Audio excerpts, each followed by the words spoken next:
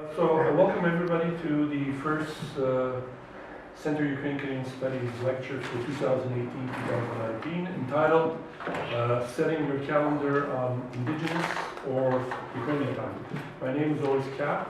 It's a pleasure to welcome you also to St. Andrews College, located on the Fort Garry campus of the University of Manitoba. As you know, the University of Manitoba campuses are located on original lands of Anishinaabe, Cree, Oji Cree, Dakota, Dene people, and on the homeland of the Métis Nation. We respect the treaties that were made on these territories. We acknowledge the harms, mistakes of the past, and we dedicate ourselves to move forward in partnership with Indigenous communities in a spirit of reconciliation and collaboration. Should mention that I've been given the mandate to keep track of time. And as such, each speaker will be allocated about a maximum 10 minutes, give and take. I'll be flexible a little bit. And if you have any questions, all questions will be welcome at the completion of the presentation. So we'll wait till the end for that. So let me briefly just introduce our speakers. Dr. Denis Hlynka is Professor of Educational Technology at the Faculty of Education, U of M. And he's the former acting director of the Center also here for Ukrainian Studies. His doctorate was completed at Michigan State University, and Denis will set the stage for the traditional meanings of the calendars that we'll be discussing. Dr. Frank Deer, Associate Professor of Education at the University of Manitoba, he holds the Canada Research Chair in Indigenous Studies. Frank completed his doctorate at the University of Saskatchewan, and he'll explore the meaning within First Nation traditions.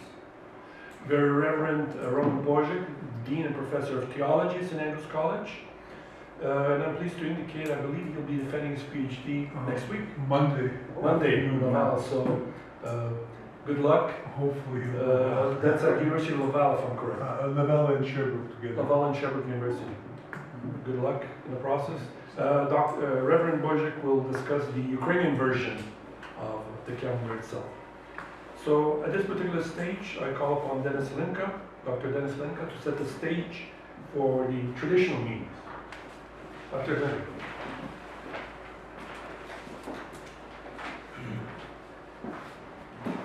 Thanks, Ernest. I'm not sure if I'm doing traditional or if I'm doing English. The months of the year, the days of the week, as they appear in the English language, and what they mean in the English language. So, my task, that's all. In a sense, what I'm going to do for the next 10 minutes is confuse you. I'm going to give you so many layers of meaning that you will understand what I'm talking about, and then it's up to Dr. Bozyk or Dr. Deer to straighten it all out. Okay? Arguably, the worst poem in the English language, the worst, not the best, the worst poem is the 16th century. Is the one we all learned in school, and it began 30 days, half September, April, June, and November, all the rest of 30. And it's interesting because it rhymes, and it has a rhythm. 30 days, half September, April, June, and November, all the rest of 31, and then it goes wrong. Then it gives up. The next line is, except February alone. It doesn't rhyme. It doesn't have any rhythm compared to the rest of it. It's just wrong. What we try to do is, the word 31 ends in O-N-E, and the word alone ends in O-N-E, so it rhymes to the eye. And experts and so on sort of say that, well, it rhymes to the eye, that's just as good. Yeah, but it doesn't make sense. It doesn't rhyme.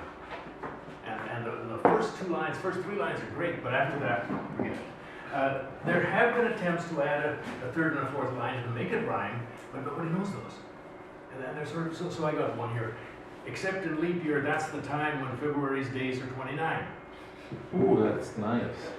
Somebody would like it. But we don't use it. So that's the heart of the problem. The heart of the problem, and this is the heart of today's lecture, is that the year of the Earth's revolution is not 365 days, and it's not even 365 and a quarter days, it's 365.2422, and it goes on, days.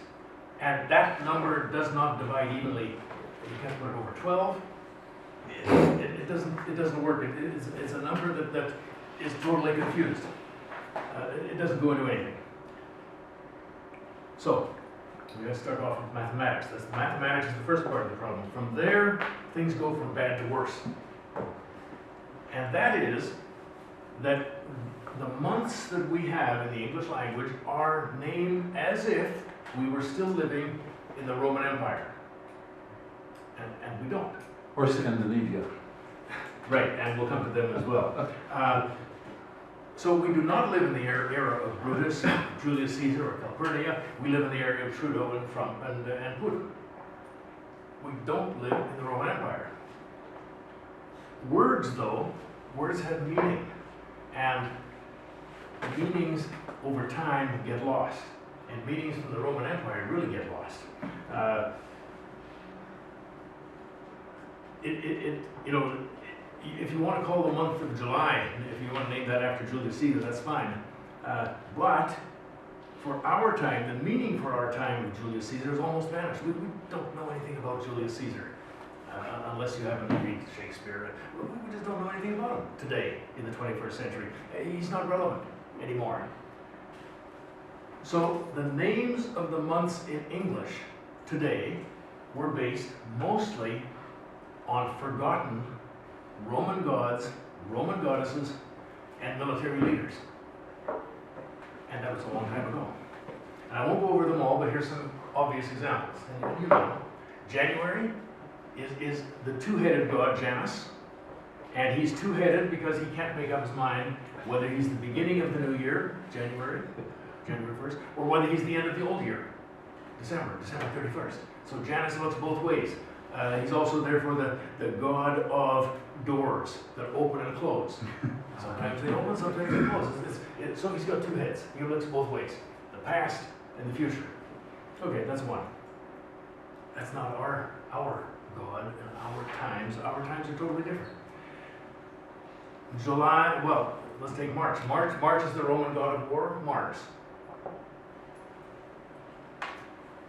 July is not for a god, but it's for, as I've already said, Julius Caesar, a military leader. August is for another leader, Augustus. One of the stories about Augustus is that the length of the months were mostly 31 days, but August only had 30 days. And Augustus thought that he was just as good as Julius Caesar, and he wanted 31 days as well. So they changed it, so July and August both have 31 days, and everybody's happy, especially Augustus. So the second thing is that the Roman origins of the English names, we don't use them. It doesn't make any sense. And now we really get it wrong. September, October, November, December are named after numbers. Remember elementary school French, 1, 2, 3, 4, 5, 7, 8, 9, 10. 7, 8, 9, 10. Set 7 September. 9 9, etc. 10 dit. Those numbers, well, guess what? Those aren't the 7th, 8th, 9th month in the calendar. They're the 9, 10, 11, and 12 months. And yet they're named for the 7, 8, 9, 10. The numbers are even wrong. So the mathematics is wrong. That's the months. The days of the week, same thing. Now we turn to the Norse gods. And so Wednesday is Woden's Day. Freya's Day, Friday, is the only female goddess to be recognized in the list of days. Today, of course, is Thor's Day, the god Thor, the god of thunder, and the Norse god of war. So how do we go from the Roman Empire to the Norse gods? So, what do historians do about this mess? a little bit of this, a little bit of that. And the answer is, they just don't touch it. They just stay away from it. They don't touch it with a 10-foot pole. Instead, they take something else and they try to, something that's easier, something that they can make sense of. So what historians typically have done is they've taken the division of time into BC and AD, before Christ and after Christ, Anno Domini. Okay, easy. And they say that, well, you know, that's politically incorrect these days, so let's change those. We'll forget about the Romans, we'll leave the Romans, we'll leave the Norse, we'll leave the mathematics, that's all, forget it. Let's change something that's easy. Let's change the AD and B and BC. So they changed that, the historians, to BCE, which now means before the Common Era, and ACE, after the Common Era. And you'll see that in much of the literature. The problem is, what makes the Common Era? Well, obviously, there's only one thing, the birth of Christ. So it's still Christian, except now we use the word Common Era. It's a little bit more politically correct. But you don't even have to be a Christian to know that Christ was not born on January the 1st of year 1 and was the first New Year's baby. He wasn't. Because we know he was born on January 25th, right? Not, sorry, December 25th. No, it was January 7th. That one, we got that one too. Let's talk about December the 25th is Christmas, which is marked as the day of Christ's birth, and of course that's fake news too. It's all wrong. And so the historian talks about BCE or ACE, but everyone knows what the historian means. They changed the initials, but they didn't change the meaning. And of course, do I have that down here? Yeah, okay, I'll leave.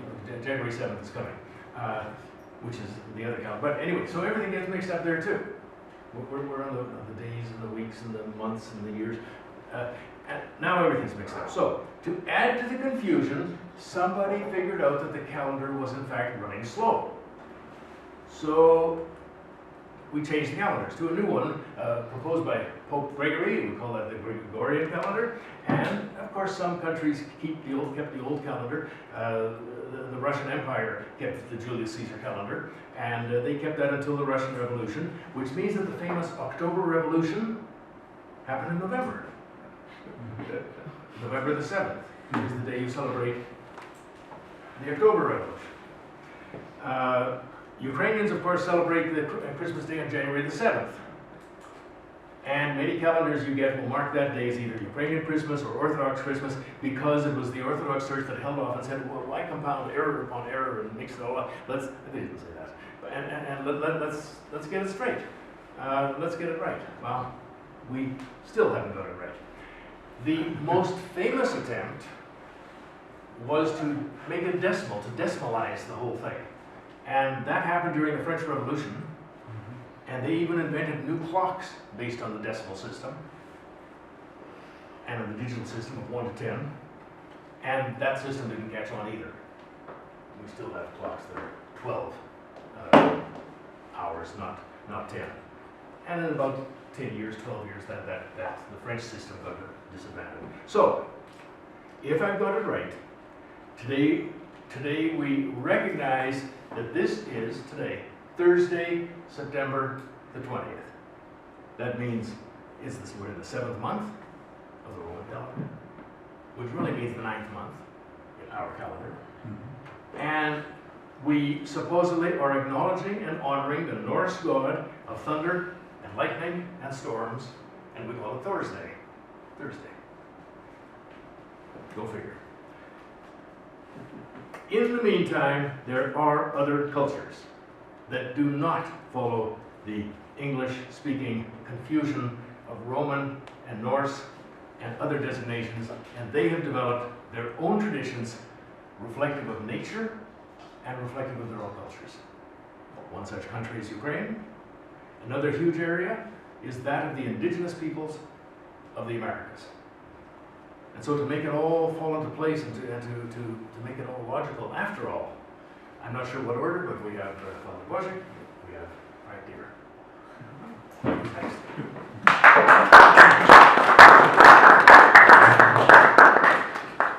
Thank you, Dennis, for setting the stage for our topic that we have selected. And I think it sort of gives us a little bit more insight into confusion and deconfusion in terms of the calendars, which we are still debating. If we're maintaining the January 7 or are we maintaining the December. There's still those debates even in the Ukrainian churches. This whole debate, there is the one only. So somewhere along the line, I think we'll find an answer to the approaches that we're looking at. So I'll call now on Dr. Frank Deer to give us the indigenous perspective of the issue that we are trying to get a picture of. Frank, the floor is yours. Yeah, well, thank you. So, right, it's a pleasure to be here. And Dennis has it right that meaning matters a great deal. And it seems to me, in thinking about what I was going to say here today, that which is temporal can really create this tunnel vision for all of us, right? This tunnel vision of measurement, whether or not something happens here on this date, at this minute, at this second, right? But there's another dimension to it that's really quite important, and bringing up the differences between religious traditions and how we calculate our calendars, for instance. And it's my understanding that your people calculate Easter differently because it's another calendar, right? Okay. And this topic is actually one that is informed, my understanding of it, not necessarily just by indigenous peoples and my own understanding of my own language, but it's actually looking at critical biblical scholarship that helps me sort of situate some of the things that I understand about that which is temporal. You'll know, of course, the discussions that go on about, for instance, the death of Christ. And we do have one gospel that says that he was executed after the Passover, and then of course John says before the Passover. And so we could fuss about what day it is, but there's something relational going on there. And biblical scholars will point to some rationale that they think is going on that led the book of John to say what it did about that there's a theological reason why Jesus was to be killed at the time that he did before the Passover. There is a line, and I'm up against the limits of my biblical scholarship here, that says, regards the Lamb of God, and that's sort of in reference to the Passover. And if you know your book of Exodus, then you might know a little bit about why Passover is so important, not just to Jews, but of course to Christians around the world. So, so there's a bit of this going on, and then to comment on something that Dennis just said, that there are indigenous understandings. Of course there are, but as you're about to see, they are informed to a large extent by non-indigenous reference. I'll go over some examples of that. But to all of you, I say to you, "Ganagana Nigahawi," which is to mean, I suppose it means it's autumn. It's autumn time, I guess, if you want. But those of you who have the correct calendar, I guess, would and an awareness of when the autumnal equinox happens, that doesn't happen until Saturday. So one might say, of course, you're a bit too soon there, sir. But I do come to you not as someone from these lands. I'm not Anishinaabe, I'm not Cree, I'm Ganyak Gehaga, Mohawk, if you will. Those of you around recall something called the Oka Crisis in southern Quebec in 1990 and some of the things that were happening around there. That's my community. I was 14 years old at the time, and it was exciting then as it is now to be indigenous with those histories and those narratives. one other thing I want to put to you here, because I'm talking about my own interface with the language. I live far away from my homeland.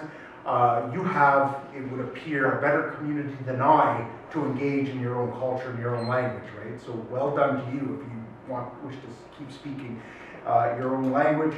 Language has a lot to do with what I'm going to speak about. I was, it is asserted, a member of the first post-1970, which is magical year, which I won't get into, Indigenous language programs in a school in Ganawage. It's allegedly the first one where you were actually corporally punished for speaking English, which is a bit ironic in a sense. Ukrainians used to be as well. Yes, so sometimes it's confusing, right? My people have a language that that was used in order to make up words, to make up phrases, right? Some of them are really quite funny and easy, right? We didn't have cheese originally, right? So what word we had to make one up? So we borrowed from English, we call it zis, okay? But sometimes we have to come up with a phrase to describe something, right? So, Togara, Nyoyatsarage, Nigariwas. Now, Nigariwas is functions as a temporal referent, that the object in question is of a temporal nature, and you might have seen that in the previous slide. Nigahawi, it's autumn time, okay? The grammar's kind of tricky to catch on to.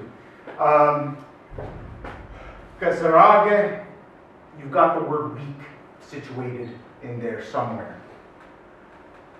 Dogara, the word being doga, it's sort of uncertainty, okay? So as if I were to translate this literally, which is not something I wish to impress upon people to understand my language through translation, we'll get to that lexicographical dimensions in a moment. If I were to translate this, I would say, I'm not sure what week it is. We're very close to that, but that's not what it means, right?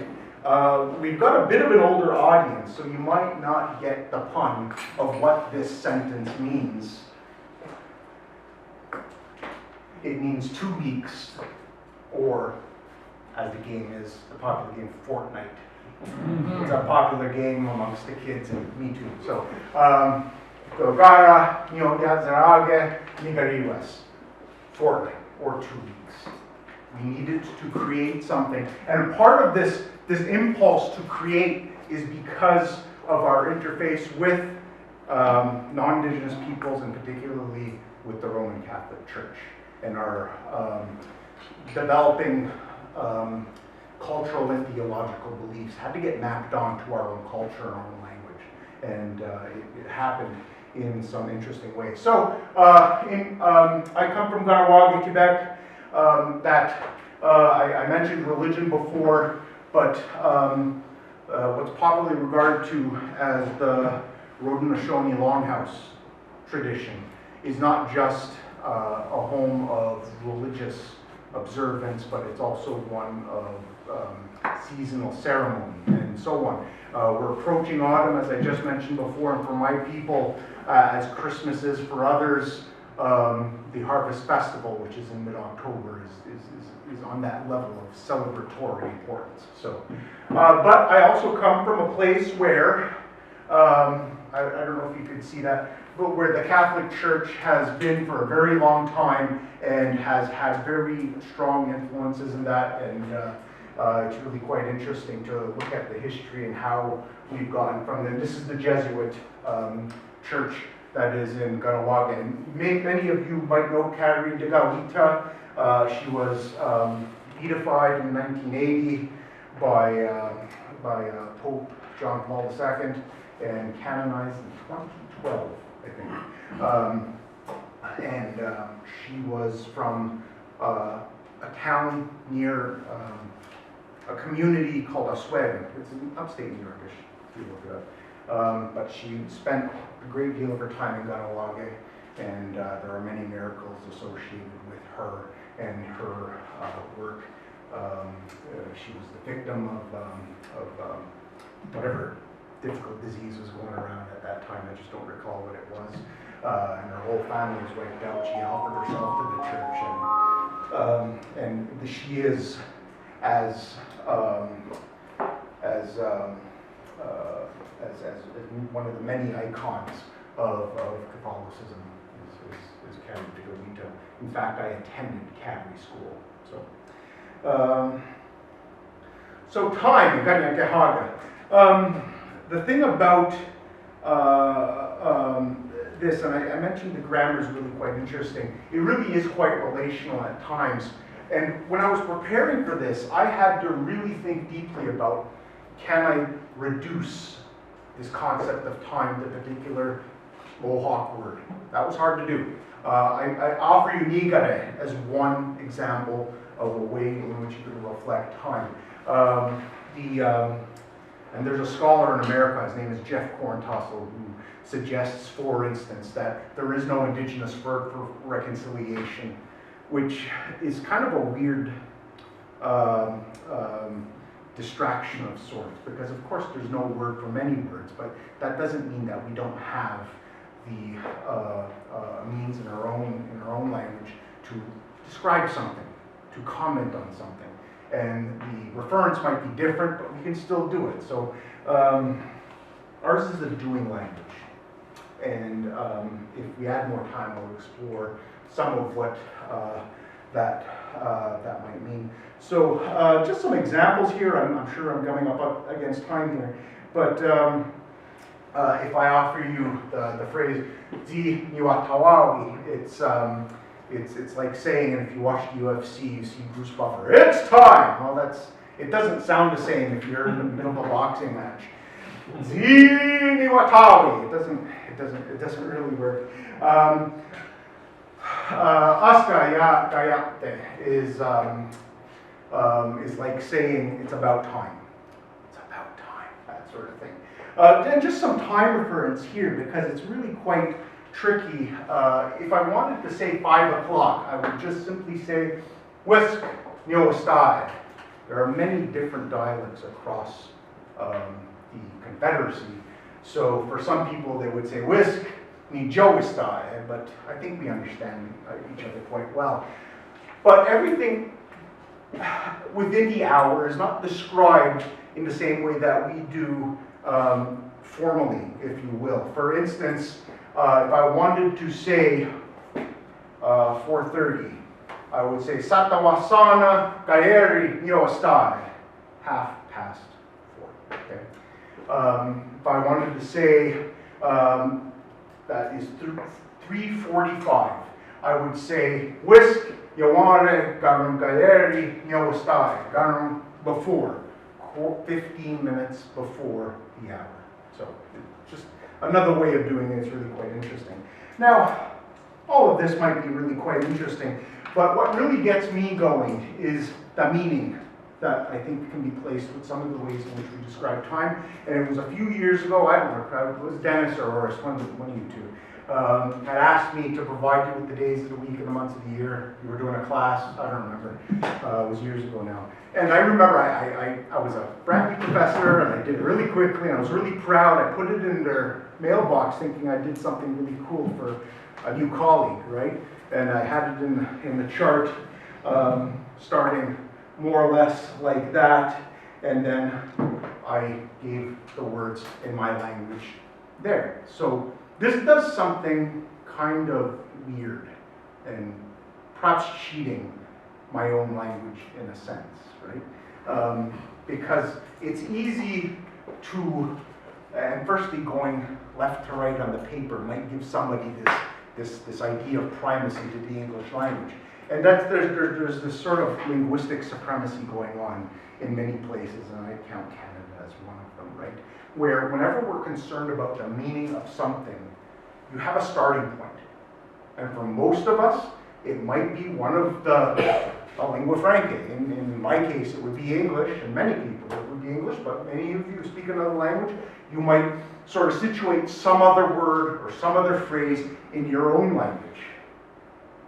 And then you get this thing going on in your head where you think, okay, well, September, Seskegoa means September, there we go. but that's not true. And as Denis offered a few minutes ago, there is some complicated meanings that are historical, that are, in this case, related to times in the year. So this is where it gets really interesting for me. It's not an exercise in looking at delineated time, how close you are to a solstice or equinox or whatever.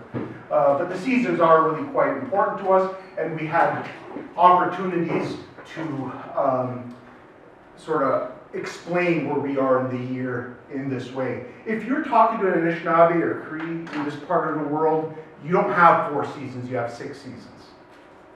They include break up and freeze up, right? That's basically the figures. But as you can see, we're in September, time of much freshness.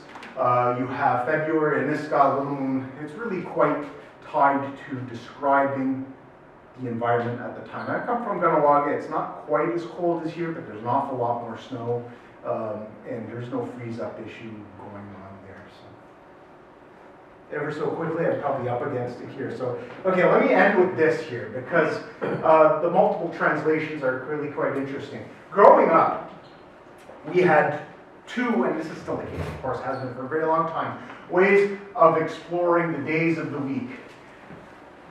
With the exception of Monday, you have, then that's the numbers, Aska, Degni, Asa, Gereri, Wis, Yaya, Taras, Deg.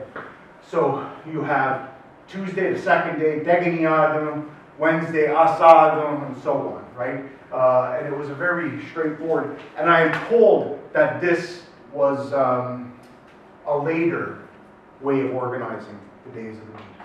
What preceded it, and frankly what was a part of my understanding growing up, was not that, but these understandings. You can't see it probably from there, but today is Thursday, so it's Ogalishtiane is how you would say the word for Thursday, and tomorrow is Ruaya Tanadakdun, Day of the Crucifixion.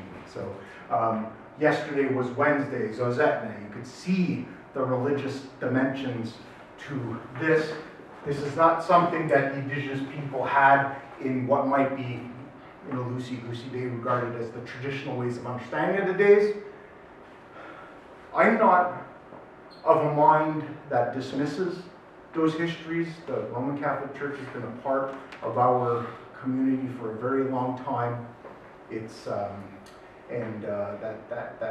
counts for something, and that is the principal way in which we translate the days of the week. It's just the way it is, and we're happy to do it. Am I out of time? Yeah. Can I make one last quip? Okay, because I want to talk about something called Indian time. You may have heard that phrase. Oh, it's Indian time. It's usually said offhandedly as a way of saying, well, I'll get to it when I get to it, or whatever, right? In terms of measurement, in terms of talking about specific time, it might have a bit of that too. I don't care. I don't care to be specific about what time it is. I want to do something here that's really quite interesting, and it's a reverse to what I think it was originally intended.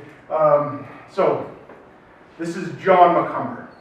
He's long passed away.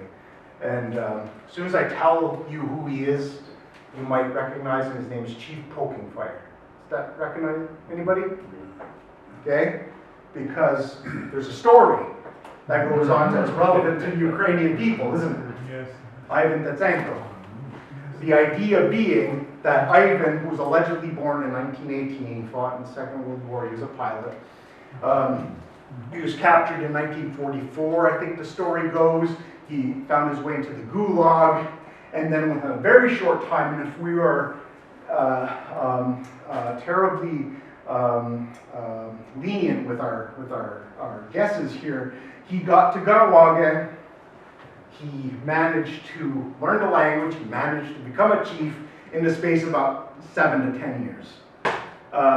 So when someone accuses some of, well, do we really care about the observations of time? This is a funny story, that captures a lot of things happening very quickly in a short amount of time. It's one that I think is, the story itself is awesome, and you'll recall, if you've watched the film, that storied moment when during the 1967 World Exposition that was in Montreal, the Soviet, I should say, delegation showed up and had that famous exchange in that film. So it was a really great time. So look, I know I could go on forever, but that was lovely to share with you just a couple of things, and now go. Thank you.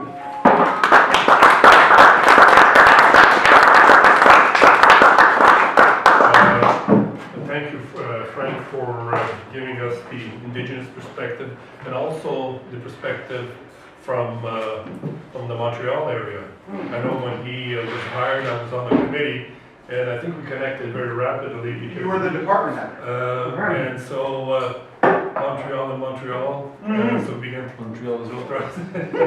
and then I did find out he was also a wrestler in the school system. So sports and I've had cause to be in Ukraine a number of times in my life. well, he has traveled to Ukraine. So Oh. in fact, I believe you swam in the Dnipro River, if I'm correct. Is it?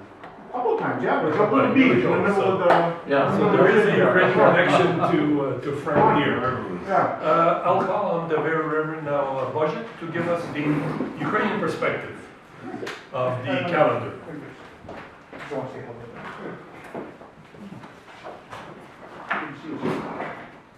Yes, I'm actually happy that I'm speaking thirdly because I was wondering how I was going to bring up the fact that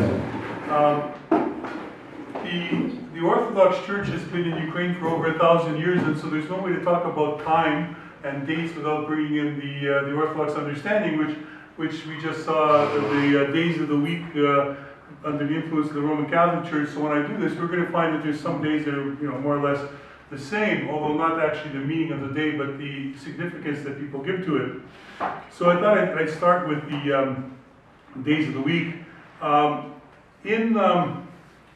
So there's two real things that have come together, which I think happens in many places. You have sort of the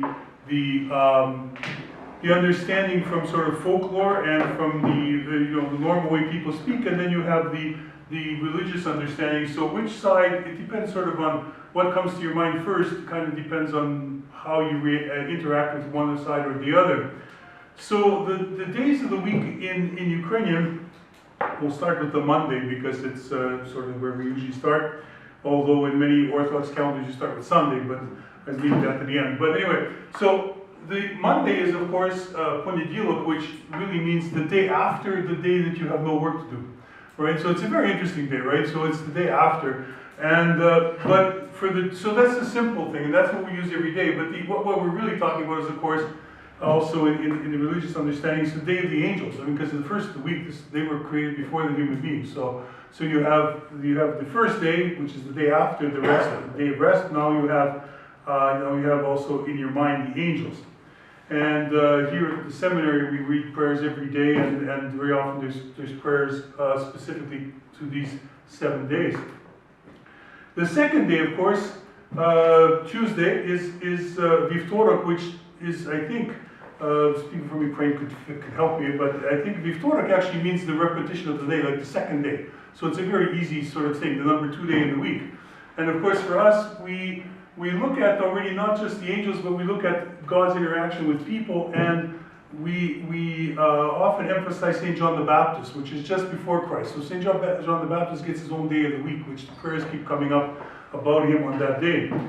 And then we have Wednesday, which is in Ukrainian Sereda, which really means the middle day.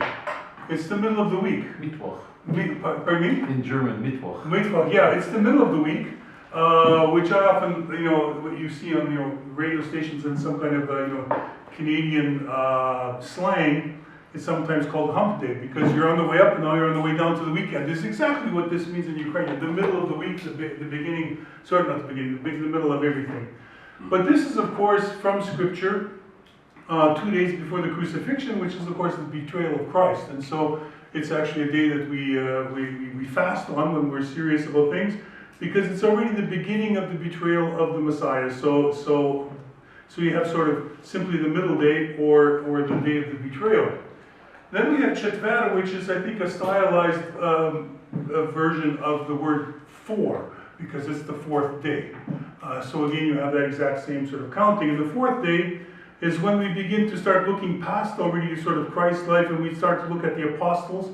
And if you're Ukrainian, outside of the 12 apostles, there's always Saint Nicholas, because he's a great saint. And so it's the 12 apostles and Saint Nicholas that in the mind of everybody on the Thursday. That reminded me when Montreal and Karnowaki was mentioned during the Oka time. I was lived in Ottawa at that time, so I was fairly close in that area. But I wasn't going to talk about that. But the interesting thing is that every time I think of the fourth day, that's where the two ties, everything sort of ties together. Now with the so that's sort of the week. So we have sort of both the Orthodox understanding and the sort of natural movement of the numbers through the day, through the week in folklore. What is interesting is, as Denis was Dr. Denis was saying, they're talking about various Norse gods and various other gods. We don't, there's no after 10 centuries, there's no real reference to any of the pre-Christian deities that were mentioned before the coming of Christ to Ukraine, before the church came.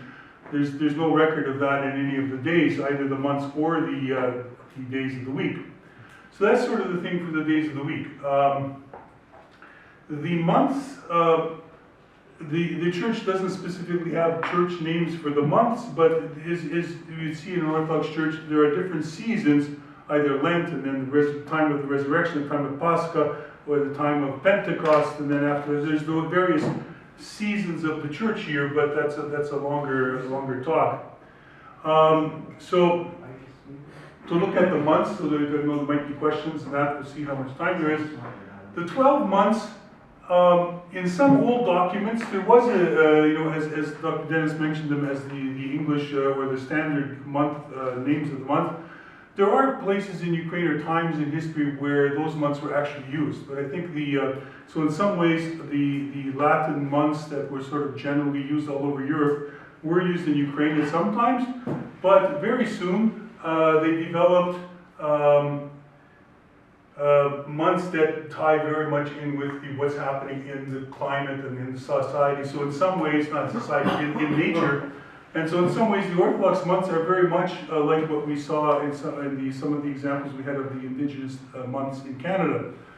And it was interesting when you mentioned, Dr. Deer, about how the climate is slightly different in the eastern part of Canada compared to here. So the months might be different. It's the other sort of thing is when you look at the Ukrainian names, which are going to go, you're going to find out that the Ukrainian names came from here, they didn't come from Manitoba. Because they don't match Manitoba weather.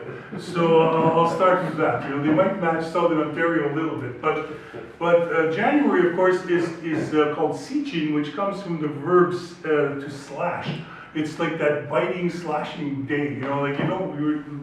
Can't be a great month if you have that day in it, right? That name. So it comes from slashing and cutting, that kind of really kind of weather, right? Looting comes from the word to mean, well, there's various ways of looking at it, but it could be wild or crazy.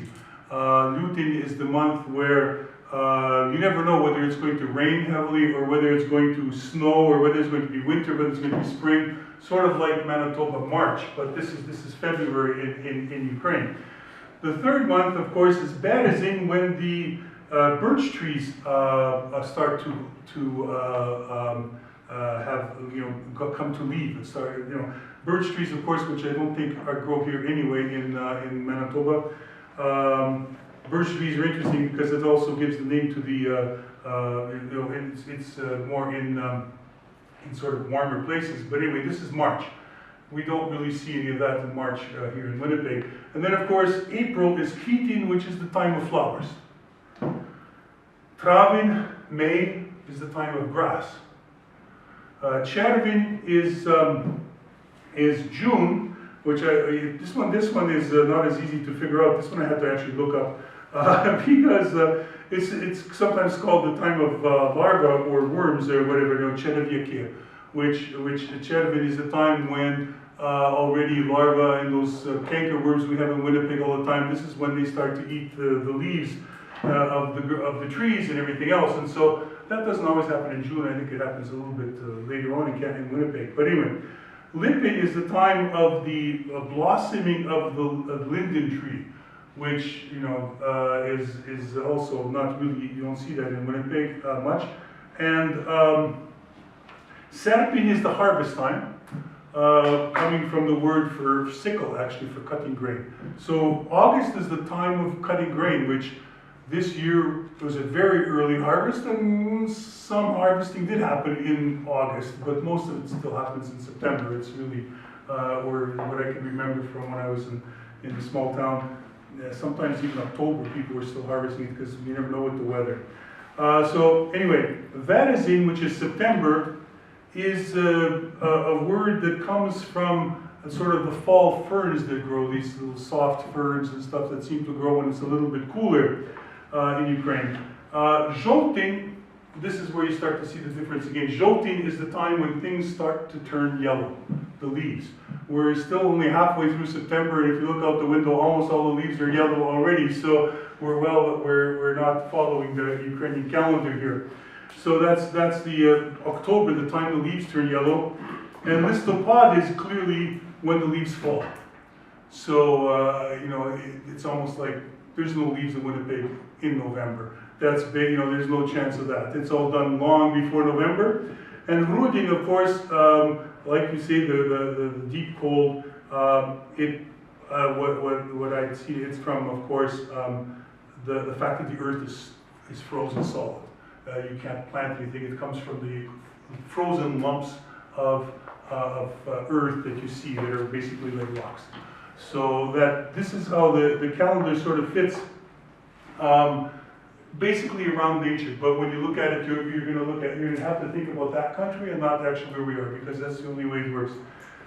This is one of the first things I heard when I was like, one of the first things I figured out when I was taking Ukrainian in junior high in school was that it might be better to live in Ukraine where it's warmer, but because you can tell right from the names of the months. The other sort of thing which was mentioned is sort of how these two things with the days of the months and everything else, they kind of work together. They blend together in people's minds. There's a whole series, and I won't get into many of them, but there's a whole series of church holidays where the meaning has actually been sort of made into folklore, and so it sort of ties together. Like you have the meeting of the Lord in the temple, sort of a minor holiday. It happens in February, and it is February, right? Yes, Yes, it is. Very good. Yes, just in case. Father this is very orthodox. He's at least 10 years older than me, so if I always have to defer to be corrected here. And so, so it's Stritenia, it means the meeting. So it's about, when Jesus as a child is brought into the temple. But for many people, it becomes the day that you start to realize winter is over and winter is meeting with spring. So it's a day of meeting, but is it Christ being met by the pious people, as we saw in Scripture, in the temple, or is it spring meeting up, or winter being met by spring and being basically told, your time's done? On the other side of it, there's other holidays like this, but the two that come to mind. There's also another holiday which is very popular with Ukrainians. It's the Pokrova, which means the protection of the prayers of the Mother of God for us. But Pokrova and protection, Pokrova really means the covering. We are being covered or embraced by the prayers of the Theotokos, and for the Mother of God. Many people, this happens in the middle of October, so there's a lot of people that say Pokrova. Well, that means that's the time when you're home. You should be ready for the fact that, the ground will be covered with snow. In parts of Ukraine, that does happen, especially in Saskatchewan, Manitoba. That one fits in really well. So in the middle of October, sometimes we're covered with snow. So there's a lot of those sorts of things, and so that was what I sort of wanted to talk about, the months and the weeks, days of the week. But there was something mentioned about calendar and time. Yes, we have two different major holidays which we often amongst Ukrainians celebrate on different days. There's two things that are involved. One, as was mentioned about the Old Testament Passover. In Ukrainian, the Old Testament Passover and the New Testament Easter celebrations are the same day. I mean, it's not the same day actually, but the same word. We call it basically Old Testament Passover, New Testament Passover. It's tied.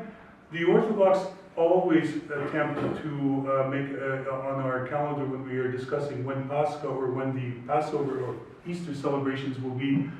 We think theologically it has to be after the Jewish Passover because we follow John's Gospel where the Passover happened first, and the crucifixion of Christ, which happened on Friday, was at we believe 3 o'clock in the afternoon, is the exact time of the sacrifice of the lamb. And so the lamb was a temporary sort of prototype of the life of the death of Christ, which will free us and give us eternal life after the resurrection.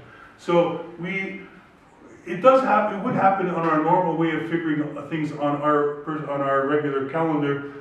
Sometimes we have the Easter celebration might fall at the same time as the Passover or even before the Passover, but we always, on those years, will always have it just after the Passover. So we've because that was what was seen in John, and so we try to follow the sun and the moon, the year, the equinox, then the full moon, and then the Sunday after that, or later if it's Passover happening at that time. That's how we figure it out. So sometimes we have the same day, like a few years ago, and sometimes we have different days as much as 5 weeks apart. The Christmas holiday, which we were joking about briefly, Christmas Day is simply the fact that our church, being Orthodox, we don't like to change things. And at the beginning, at the time of Christ's life, they were using the Julius Caesar's calendar, as Dr. Denis mentioned. So we still use the Julian calendar when we discuss religious things. And so right now it has fallen behind, and it's now 13 days behind. That's why we celebrate all of those sort of fixed dates, 13 days behind everybody else, which really we don't see a problem with it. Although if we all were to live another 8,000 to 10,000 years, we might be celebrating the birth of Christ in the middle of the summer.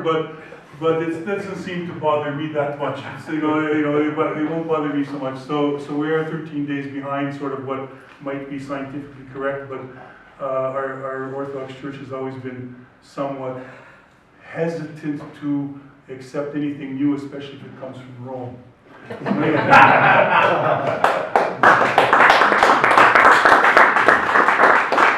Reverend Bozyk. Maybe I can get the three speakers up here just for a few minutes. Dr. Hlynka, Dr. Deer, and Reverend Bozyk. Maybe there are a few questions from the audience. We'll get you to sit down over here. And yes, go ahead. Okay, so I have questions to Dr. Bozyk about the days of the week. Yes. So Ukrainian days of the week, there are like 7 of those. Yes. And Subota, which you said comes from Sabbath. Yes. So does it mean it has been introduced to the Ukrainian week since the introduction of the Christianity? I think so, yeah, but I don't know. There would be the next question which you're going to ask, which I won't be able to answer, is what was the day called before that? I don't know. It's been so long. I mean, even before the coming of Christ, or even before the coming of the Christian church to Ukraine, there were Christians there before, and also their closest neighbors, the Khazars, many of them had been converts to Judaism. So you're going back already into the very beginnings of the whole organization of the Kievan society and sort of organized life in Ukraine. So if there was a day before that, I don't know what it was. But it's interesting because all of them fit sort of normally, sort of their numbers, or it's a very sort of logical Ukrainian movement through the whole week except for Saturday. And Saturday is clearly the Sabbath, yeah. And do you think that that they actually existed, or like the Ukrainians had like 6 days a week and then 30 days a month, and meaning 13 months a year, adding one more week in the end of February called Kolodi, or like Maslenitsa in Russian. Oh, yes. Kolodi in Ukrainian and Oh, yeah. Maslenitsa in Russian. That's another good thing. Yeah, I'm not sure. It's clearly. I mean, I think we're looking at earlier than 10 centuries, because for the last 10 centuries we've been basically following the Christian understanding. And I think that'd be a very interesting study. Is why, if you're not following sort of the Christian understanding of creation, how do you have 7 days, and where do those 7 days come from? I mean, are there people in the world that have 10-day weeks or 8-day weeks? I don't know that. I mean, it just seems to be 7 days.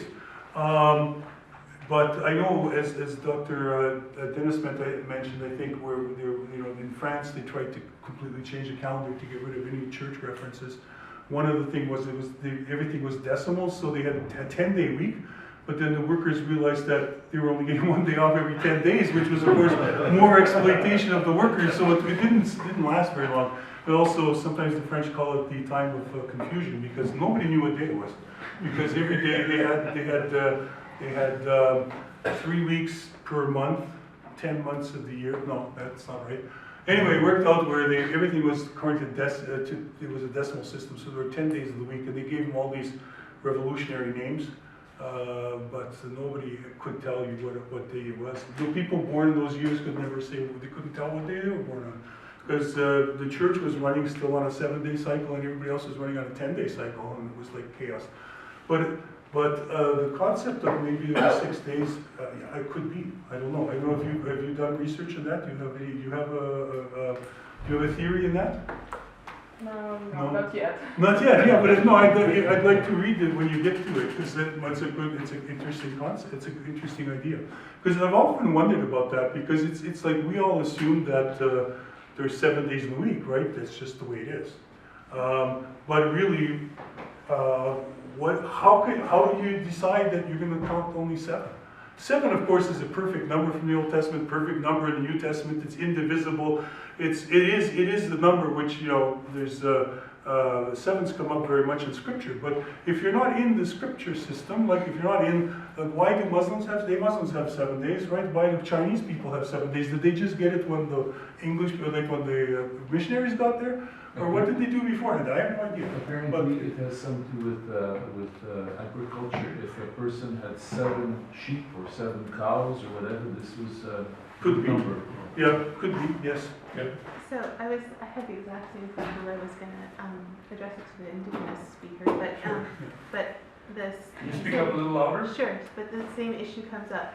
So way back when, I actually used to work in employee benefits, insurance, and finance. So I understand how they cut up things during the month and add holidays in the month for the fact of being able to give workers certain holidays. So February, up until recently, didn't really have a holiday for all provinces, but they decided to put that in because they wanted workers to have a holiday every month. So I guess what I'm circling back to is that maybe in societies that are more agrarian and like less industrial, maybe they just kind of live through the days and they're maybe living through seasons as opposed to days.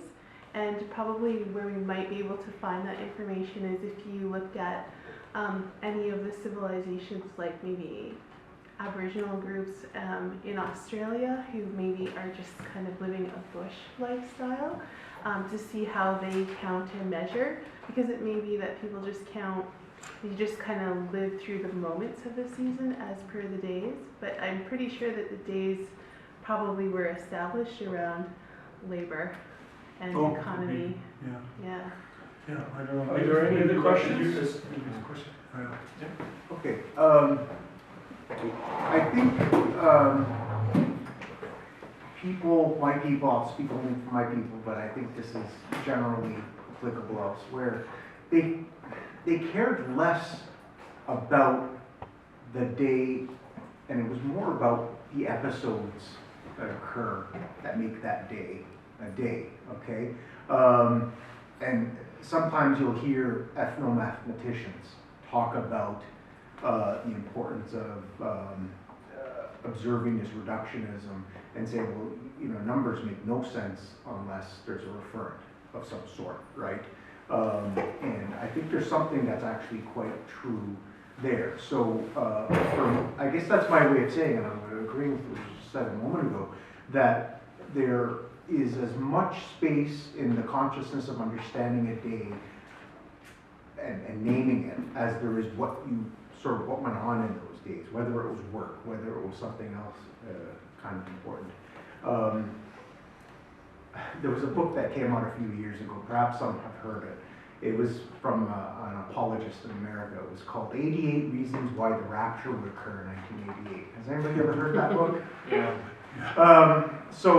And there, it wasn't an emphasis, although he had a complicated argument of describing why it would happen in 1988, which was tied to the parable of the fig tree, if you've heard of it. I'm sure you did. But it was more about situating events within a religious tradition. And that's the first point, not measuring something, not assigning or having a nominal understanding of something. So that's why I would think, for other reasons, amongst other reasons, why my people really, really had an easy time of affiliating with the church and going through understanding how we could name the week and how we could situate it within these developing beliefs. And they were developing at the time. In many ways, most of my fellow community are proud to use that. So it's about what happens rather than the measurement, if you understand. Interesting question you bring up, and there's a couple of things. One is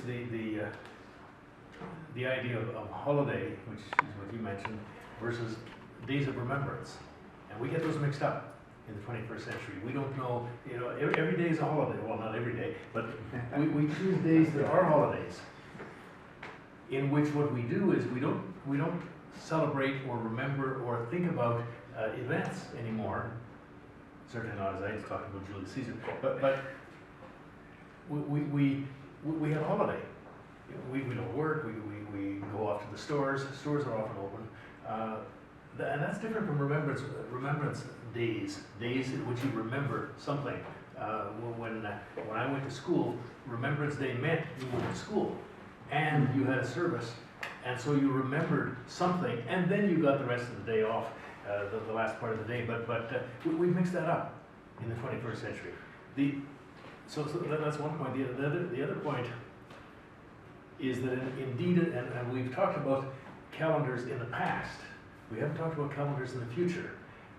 In the future, thinking of the calendar in the 21st century, science allows us to correct the calendars as they happen. We don't have to wait for a leap year. We can wait for a leap second.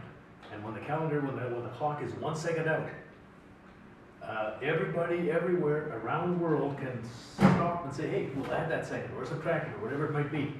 And so the 20th century has science in a sense conflicting, but in also sense keeping ahead. And so we're much more accurate in physical time, but yet we're not accurate in terms of the season, in terms of when something is growing or something is turning yellow, or and we don't care what month. Sometimes it happens in September, and sometimes it happens in October. So the calendar, the historic calendar, looks at broad factors. The contemporary scientific 21st century does with every second and fraction of a second and fraction of a fraction of a second. That's fascinating. And I got to say one more thing. What this presentation does to me is it shows how the mind works. And different minds, depending on where you are, where you live, where you came from, work differently. We don't think of the same things. We have different ideas what September means, what February means, what the months mean. And that's fascinating, that it really is a study of the mind. And I think that's fascinating. And I think I'm gonna add one bit, I will add one bit, and it's that, and you mentioned the February holiday, Family Days, it's called here, somewhere else it's called Real Day, whatever. And right now, you're hearing the conversations about this day that wants to be established somewhere in Canada to observe reconciliation. So you have these civic bank holidays sort of, which is sort of a relatively new thing in here, which is different from observing Easter, different from observing Christmas.